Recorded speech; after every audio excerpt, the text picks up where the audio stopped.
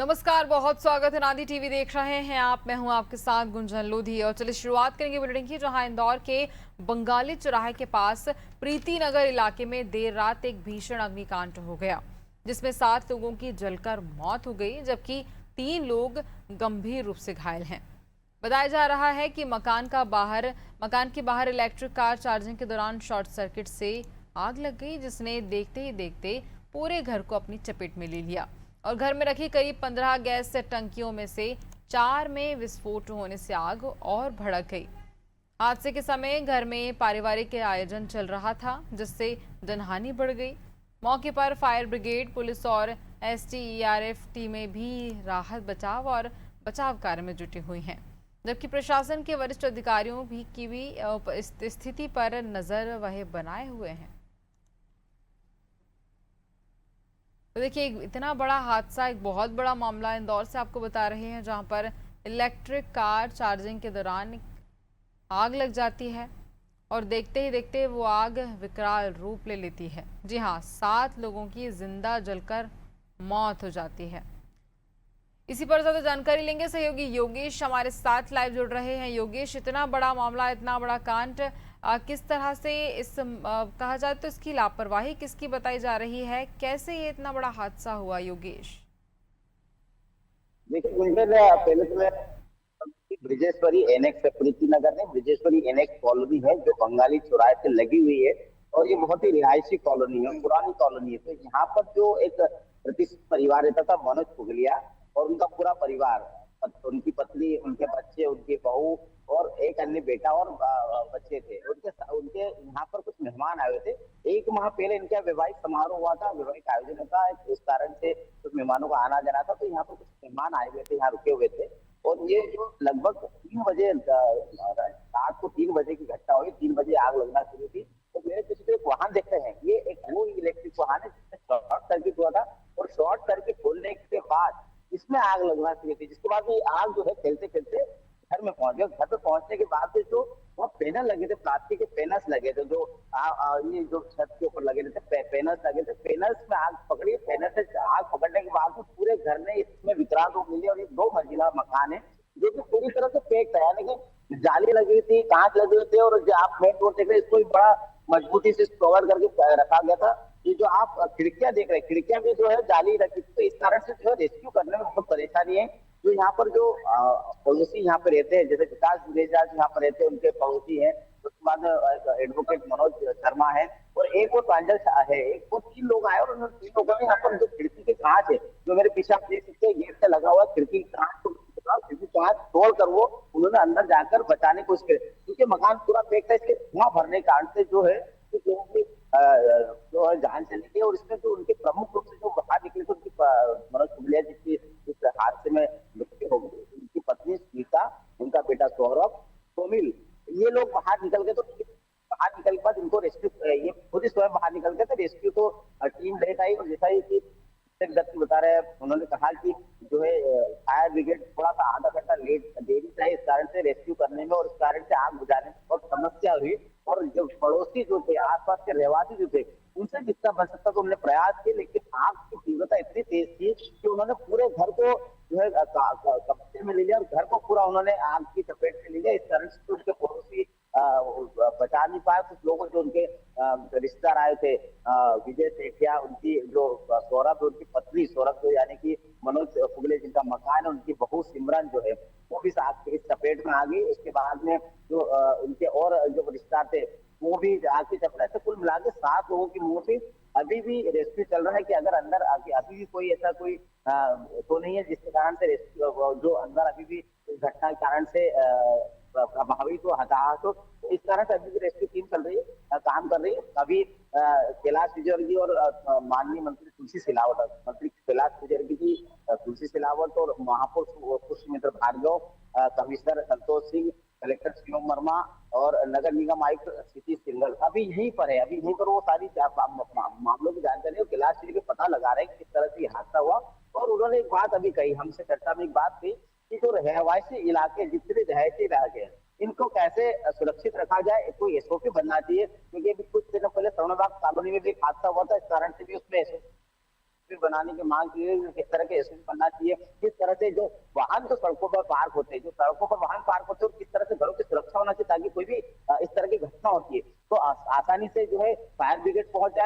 आसानी से जो रेस्क्यू किया जा सके। कि उसकी सुरक्षित तो होना जरूरी है, लेकिन सुरक्षा ऐसी हो, कहीं ऐसे हादसे हो तो उस समय रेस्क्यू टीम अपना काम कर पाए। तो इस तरह से एक एसओपी बनाने की भी अभी और उन्होंने चर्चा की है। और ये बात कही कि नगर निगम और प्रशासन इसको मिलकर एसओपी बनाया और क्लास भी बड़ा जगता है। इस घटना को लेकर उन्होंने कहा, मैं वक्तों बाद इस क्षेत्र में आया हूँ और मैंने आकर देखा कितना घना एरिया हो गया, जो सड़कें हैं वो कितनी घनी हो गई, सड़कों पर वाहन खड़े होते हैं। तो ऐसे में जब वाहन खड़े होते हैं तो किसी भी फायर ब्रिगेड के बड़े वाहन को आने की बिल्कुल भी जगह नहीं थी, और ये पूरा एरिया आसपास कारें लग जाती, जैसे कि ये कार खड़ी। इस तरह से और भी वाहन अभी आप देख सकते हैं कि मैं किसी भी आपको कहूंगा कुछ वाहन ऐसे खड़े सड़क पर, जो अगर कुछ बड़ी गाड़ी आना चाहे तो नहीं आ सकती। तो ये जरूर है कि नगर निगम को और जो प्रशासन को इस बात का देखना पड़ेगा कि इस तरह के हादसों के दौरान किस तरह से सुरक्षा मुहैया कराई सके, किस तरह रेस्क्यू टीम पहुंच सके, किस तरह से सारी व्यवस्था हो सके। तो इसको लेकर अब जो चर्चा चल पड़ी और माननीय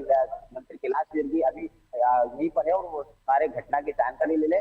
बड़ी दुखद घटना है और इस घटना में लगभग 7 लोगों की मौत होना, यानी कि ये जाहिर करता है किस तरह से कितना बड़ा हादसा था। इलेक्ट्रिक वाहन में किस तरह से शॉर्ट सर्किट हो, ये भी सवाल खड़ा हुआ है। इसी बात को लेकर कैलाश विजयवर्गीय ने कहा कि इलेक्ट्रिक वाहनों की भी अब जांच होना चाहिए, क्योंकि हम भी मोबाइल रखकर घर में सो जाते तो ब्लास्ट हो जाते। तो ऐसे टेक्निकल डिवाइस है, जो इलेक्ट्रॉनिक डिवाइस है, उनको कितनी देर में डिस्कनेक्ट हो जाना चाहिए, उनके चार्जिंग के दौरान किस तरह की सुरक्षा करता है, ये भी बड़ा सवाल करता है। और ये वही इलेक्ट्रिक वाहन है जिसमें आग लगी थी, जिसमें आग लगे के आकाश संधि होने का आग लगी और आग लगने के कारण से पूरे घर को चपेट में लिया, जिस कारण से 7 लोगों की मौत हो गई और अभी कई लोग प्रभावित हुए। जी गुंजा, योगेश, आस पड़ोस में और भी घर वहां पर हैं क्या, मोहल्ले वासी, उनका इस पर क्या कुछ कहना है? देखिए आस पड़ोस में जितने लोग थे उन्होंने यही कहा कि ये तो घना एरिया है, दूसरा ये परिवार जो है बड़ा प्रतिष्ठित परिवार है और कहीं ना कहीं सुरक्षा के मध्य उन्होंने इतनी सारी सुरक्षा रखी थी, ताकि जाली लगा रखी थी। लेकिन जो आसपास में जो इस कारण से कोई घर प्रभावित तो नहीं हुए, हालांकि इसी घर को आग ने चपेट में लिया था और यही तक सीमित रही। आसपास धुआं जरूर है और लोग यही कह रहे हैं कि 3 बजे के लगभग हमें जब इस घटना की जानकारी लोग आए, लोगों ने फायर ब्रिगेड को सूचना दी। फायर ब्रिगेड काफी थोड़ा देरी से आई है, इस कारण से भी शायद रेस्क्यू में परेशानी। दूसरा कारण ये था कि सड़कों पर वाहन खड़े थे, इसलिए वाहन अंदर आने में भी बहुत समय ले लिया। तो इस कारण से ये जो है आग ने विकराल रूप ले लिया और विकराल रूप लेने का कारण आपको दिखाना चाहूंगा थोड़ा सा कि आप देख सकते हैं अभी भी जो है फायर ब्रिगेड की जो टीम है वो लगातार प्रयास कर रही है कि पूरे घर को एक बार सुरक्षित कर लिया जाए। कहीं कोई है तो नहीं कि वही वाहन है जिसमें शॉर्ट सर्किट हुआ था, और पूरी तरह से अभी भी फायर ब्रिगेड अपना काम कर रही है।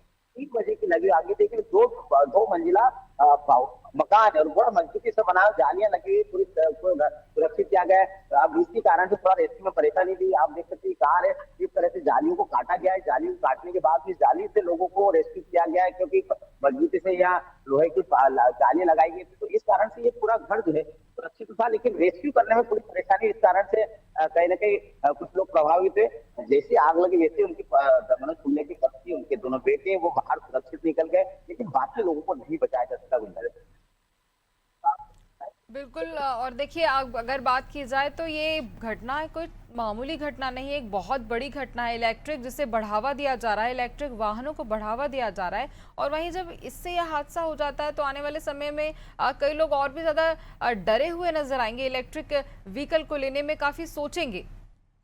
योगेश, देखिए यही सवाल अब खड़े होते हैं कि इलेक्ट्रिक वाहन जिसको सुरक्षित माना जाता है, इलेक्ट्रिक वाहन जिसको सबसे ज्यादा सुरक्षा के लिए मद्देनजर लोग खरीदते हैं, वाहन खरीदते हैं, उनकी चार्जिंग अगर ये सही भी है कि एक चार्जिंग करने के दौरान कहीं ना कहीं वहां पर जो गाड़ी भी बंद रहती है, पैक रहती है। जब चार्जिंग करते हैं तो पूरी गाड़ी पैक रहती है और लोग अगर 3 घंटे का समय है तो वो ओवर टाइम भी चार्ज हो जाती है। और कई बार ये होता है कि पावर का जो होता है फ्लक्चुएशन होता है, जैसे पावर का कम ज्यादा होना, इस कारण से इस तरह के वाहन की जो इलेक्ट्रिक वाहन शॉर्ट सर्किट, जैसे ये वाहन अभी इसी की हम उदाहरण, नया वाहन था इलेक्ट्रिक वाहन का, इसमें शॉर्ट सर्किट हो गया। और दूसरी चीज क्या है कि अब इस पर सवाल खड़े हो, अब कहीं ना कहीं इस ऐसे वाहनों पर की भी जांच होना चाहिए कि कितने सुरक्षित है, क्योंकि जिस तरह से हम एयर बैग की जानकारी लेते हैं, जिस तरह से हम एक्सीडेंट के दौरान वाहन कितना सुरक्षित, इसका पूरी जांच करते हैं। इस तरह से इस तरह के वाहनों की जांच, इसमें क्या कमी थी, क्या कारण से शॉर्ट सर्किट हुआ, इसकी जांच की जाएगी। जो कंपनी का वाहन है वो भी इस कंपनी का वाहन भी इसकी जांच करेगा कि आखिर क्या कारण है, जिस कारण से शॉर्ट सर्किट हो। शॉर्ट सर्किट होने के कारण